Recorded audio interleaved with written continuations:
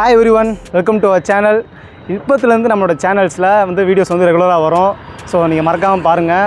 இப்போ நம்ம என்ன பண்ண போகிறோம்னா 1500 மீட்டர்ஸ் நம்ம ஓட போகிறோம். ஸோ 1500 மீட்டர்ஸில் எது முக்கியமாக பார்த்தீங்கன்னா ஃபஸ்ட்டு நம்மளுடைய மைண்ட் செட் தான். நம்ம மைண்ட் செட் ரொம்ப ஸ்ட்ராங்காக இருக்கணும்.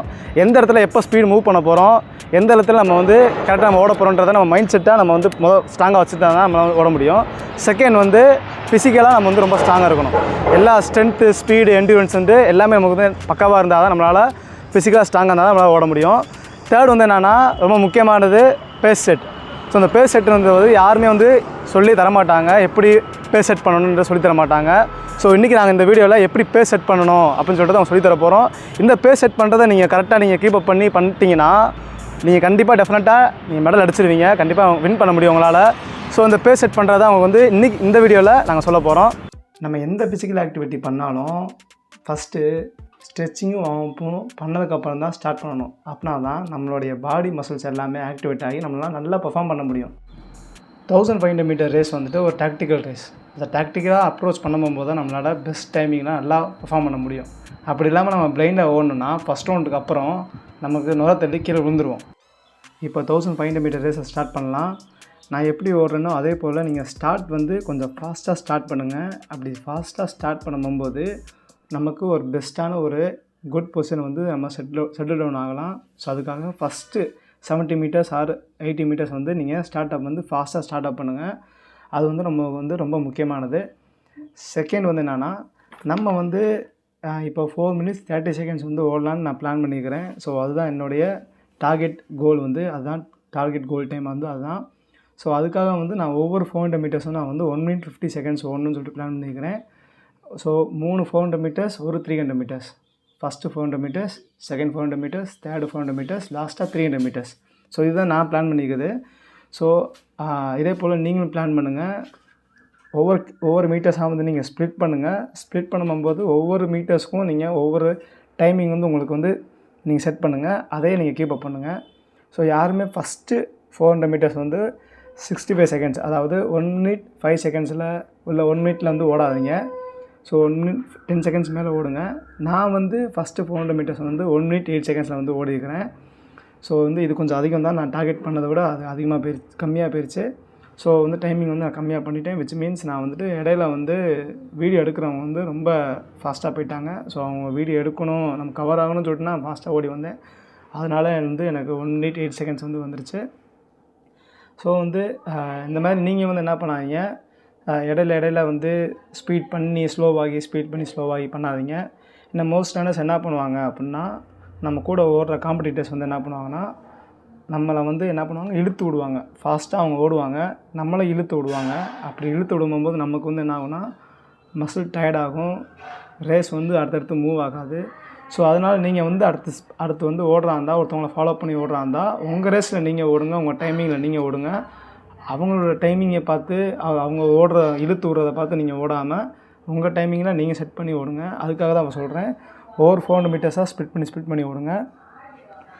ஓகே, இப்போ நான் அடுத்த 400 மீட்டர்ஸ் நான் அடுத்து கவர் பண்ண போகிறேன்.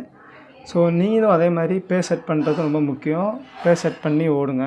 இப்போ நான் 300 மீட்டர்ஸ் to 800 மீட்டர்ஸ்குள்ளே நான் ஓடிட்டுருக்கிறேன். ஆமாம், பாருங்கள். இப்போ செகண்ட் 400 மீட்டர்ஸ் 1 minute 17 seconds அதை நான் ஓடிக்கிறேன். ஃபஸ்ட்டு 400 மீட்டர்ஸ் 1 minute 8 seconds ஓடினேன். இப்போ 1 minute 17 seconds ஓடிக்கிறேன். விச் மீன்ஸ் கொஞ்சம் கரெக்டாக வருது. ஓகே, இப்போ நம்ம செகண்ட் பேஸ் வந்துருக்கோம். செகண்ட் பேஸ் என்னென்னா ஃப்ரீக்வன்சி செட் பண்ணுறது, ஒரே ரிதமாக ஓடணும், ரிதம் செட் பண்ணுறது.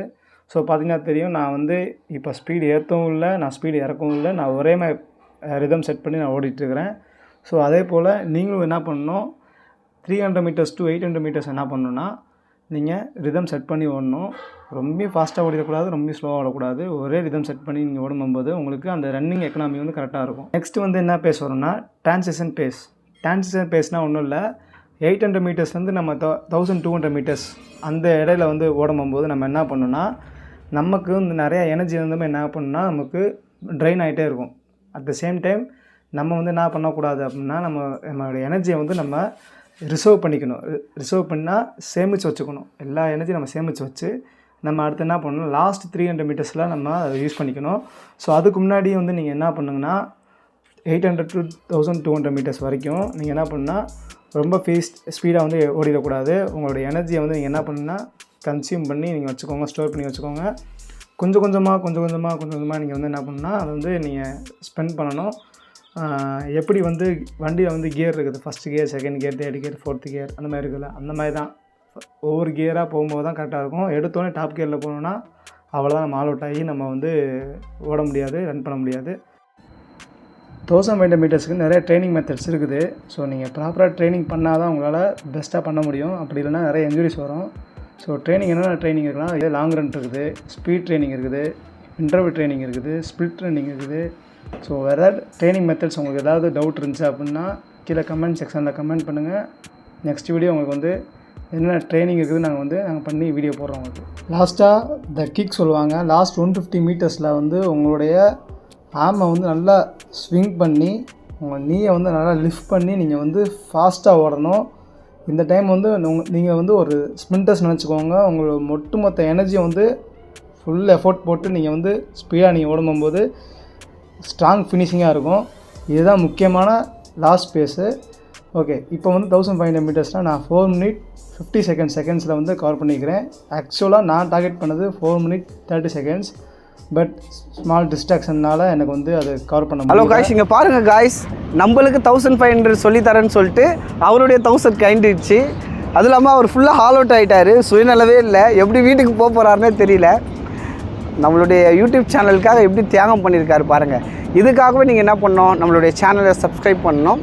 அதுவும் இல்லாமல் நம்மளுடைய சேனலில் ஸ்போர்ட்ஸ் கண்டென்ட் மட்டும் இல்லை, சோசியல் கண்டென்ட், அதாவது நிறையா சோசியல் ஒர்க்கு நாங்கள் பண்ணலான்னு இருக்கிறோம். அதோட வீடியோ கூட வரும். ப்ளஸ் வந்து ஸ்போர்ட்ஸை பற்றியும் நாங்கள் ஃபிட்னஸ் பற்றியும் வீடியோ போடலான்னு இருக்கோம். இந்த ஸ்போர்ட்ஸு, இந்த ரன்னிங்கு, 1500 அந்த லாங் டிஸ்டன்ஸ், அதை பற்றிலாம் நம்மளுடைய சேனலில் சந்தோஷ் அவர்கள் கவர் பண்ணுவார் ஃபுல்லாக. சரி, உங்களிடத்துலேருந்து விடை பெறுவது Santhosh and Jagan. Bye friends, next வீடியோவோட சந்திக்கலாம்.